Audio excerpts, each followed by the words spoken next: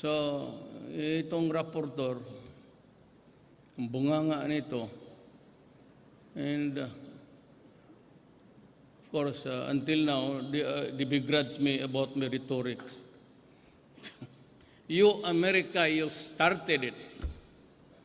Do not take it on me I'm saying that the relations are bad because of my rhetorics. Kayo yun. You kept asking me in public, despite the fact that I was no longer mayor but the president. I'm not extraordinarily proud or happy to be president. And even if you ask me what would be my answer, I would say, I do not need the position at this time of my life. Kayo yun eh. You chastise me publicly forgetting that we are a sovereign country. You could have gone to the UN because we're all member states. State your complaint, and then the Human Rights Commission or the body itself maybe would call my attention and conduct an investigation. Furnish me a copy, then give me the right to be heard. That's very important. It is the Constitution, the same words that you gave us.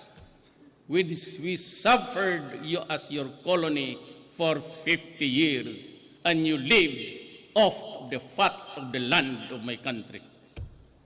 Yan ang mahirap sa inyo eh.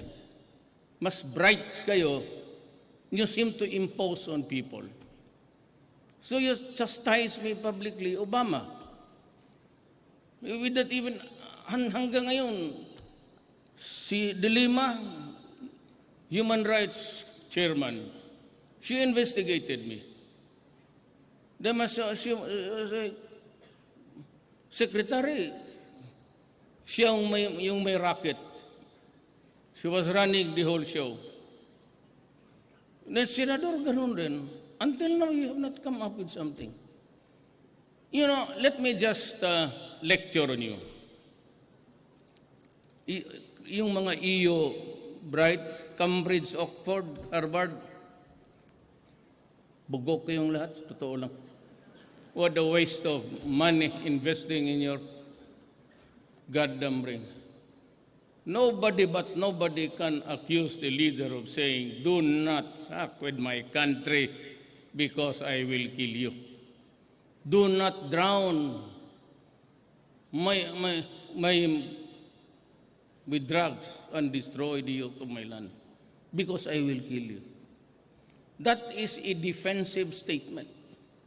Just trying to preserve the Filipino 4 million addicts. Who are they? They are all slaves to a chemical and to fatten the pockets of the drug lords who are in the police, pati yung mga drug lords. 4 million. How many of them are permanently off his rockers? I do not know. Because 1 year or 6 months of shabu, the severe usage would really shrink your brain.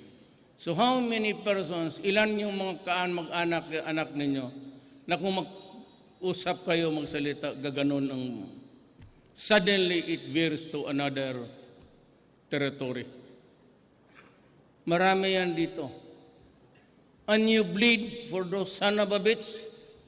Ilan? 3,000? I will kill more. If only to get rid of drugs. And this campaign, I thought that I would finish it within 6 months, but my standard then was Davao City. When I became president, I had access to all information, and then I started to squeeze everybody, and then you realize it, you saw it on TV, by the hundreds of thousands, ganun pala kalala. And there are about 40% of the barangay captains all over the country still operating, and policemen about 6,000. And the trade is still being carried on behind prison bars. And no amount of confiscation, even noon, nilagay na nga sa NBI kasi nakakadala ng cellphone. You know, a cellphone, if you're a prisoner and into drugs, ang price niyan is about 500,000. There was a time na pumasok ang cellphone, so you cannot trust anybody. So one day, we will just have to talk.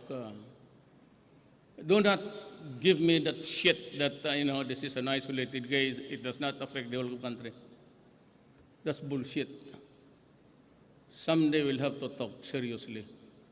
Tayo sa gobyerno. But remember, you are not exempted. As a matter of fact, ideally, you should be the first to go bago yung mga civilian. Kayo ang dapat mauna sa impyerno. Totoo lang. And,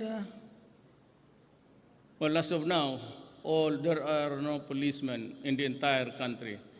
And I want to add, even the NBI, the Bureau is suspended from enforcing drug laws. Sali kayo. Kasi nawalaan na akong tiwala sa inyo. Only the PDEA, which is being headed by General Sid Peña, used to be my chief of police also, and the Armed Forces of the Philippines. I still have to write whether it's a proclamation, executive order, but I've taken in the AFP and raised the issue of drugs as a national security threat, so that they can call all the armed forces to assist.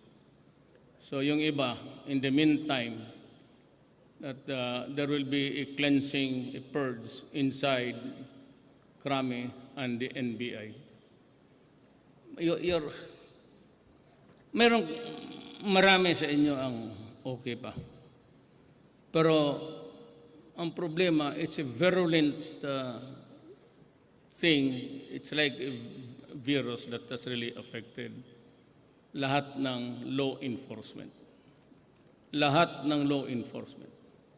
So pagkadroga, tumabi kayo because I will suspect na iyo yan.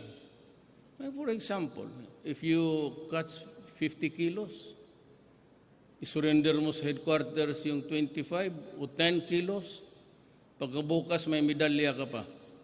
Meritorious service. Yung iba putang ina. Buhay na to. You know, you guys, whether it's PMA or PNPA, 4 years, government spends for your education. Libre, pagkain, lahat. Gives you a degree. Then you finish, you polish out with the rank. And then pagdating ninyo dyan sa, itong si Dumlao, abogado to. But he is not a PMA. But then again, marami. Yung ibang dyan. Pagkatapos ninyo, we give you jobs, the corresponding rank. It's a little bit comfortable life. Then you fuck the people by committing treason.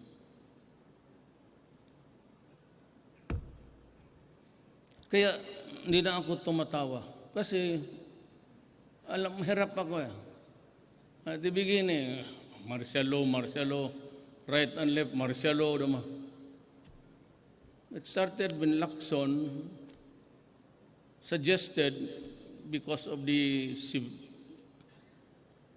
propensity to decapitate people, at hinihiya tayo to declare in Mindanao limited martial law.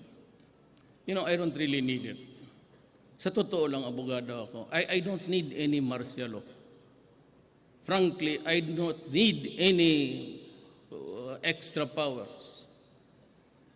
And if I would declare martial law, I will not announce it. And I will not even give you an answer. And I will just say, shut up. If it really needed to preserve the country, maybe. But it's not a the right thing to do at this moment. Wala pa naman. Pero kita mo, we cannot make use of the police because it is corrupt. I cannot trust now the NBI because it is corrupt. That is a law enforcement agency under the Department of Justice. Then the police is under the DILG, both under me. So I have about a limited warm bodies. You still have so many wars to fight. There's an ongoing operation in the central Mindanao area and in Basilan. And what's really very dangerous is that Hapsilon, who is an Abu Sayyaf, was been the leader there, kidnapping people, has been proclaimed as the leader of the ISIS here, maybe in Southeast Asia. Nagbibidahan nga sila kung who will be captured as the leader, who will be crowned. And what's the work? What's the ethic of the work? The work is kill as many people as you can. Because if they are not Muslims, they are infidels. And for you guys who are there, kayong mga Moro, kasi masyadong, do not try to jump to conclusion. My grandmother is a Maranao. My grandfather stayed there in this Iligan. But originally, may ancestral bahay pa kami sa Marawi. Long time ago.